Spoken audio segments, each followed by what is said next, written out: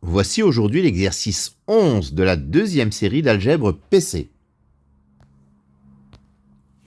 Alors cet exercice est épinglé devant vous, soit E un cas espace vectoriel, I un ensemble d'indices contenus dans N, c'est un ensemble non vide, et F indice I pour I appartenant à grand I, une famille de sous-espaces vectoriels de E. On suppose que pour tout couple I et J de I, alors il existe un entier K dans I tel que FI union FJ est contenu dans FK.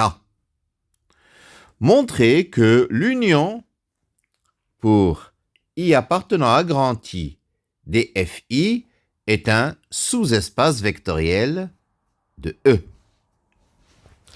Alors, nous avons que pour tout couple IJ de I carré, il existe un K dans grand I tel que FI union FJ est contenu dans FK. Alors, 0, le vecteur nul, appartient à FI, car FI est un sous-espace vectoriel. Donc, 0, il appartient à l'union des FI, parce que FI est contenu dans l'union des FI. Donc, 0 est dans cet ensemble-là. Je prends un vecteur U dans l'union des FI et un vecteur V dans l'union des FI et un réel alpha ou un élément alpha, un scalaire alpha dans K.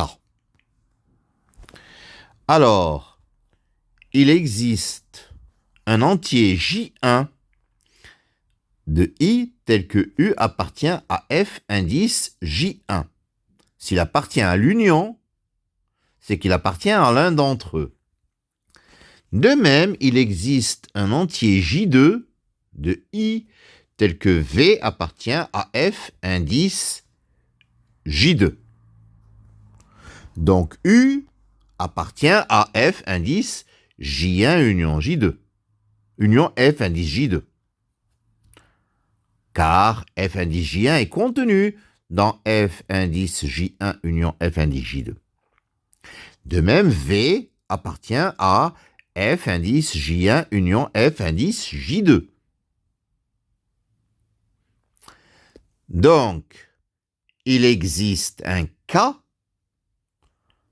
ça on le sait, il existe un K tel que F indice J1 union F indice J2 est inclus dans FK. Donc, nous avons que U appartient à FK et V appartient à FK. Et FK est un sous-espace vectoriel. Donc, alpha U plus V appartient à FK. S'il appartient à FK, il appartient à l'union des FI pour I appartenant à grand I, parce que FK est l'un d'entre eux. Donc, alpha U plus V appartient à l'union des FI pour I appartenant à grand I. Donc, nous avons prouvé que le vecteur nul appartenait à cette union et que cette union était stable par combinaison linéaire.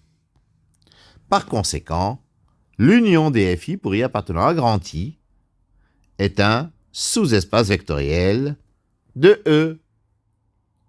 C'est terminé pour cet exercice numéro 11. Je vous remercie de votre attention.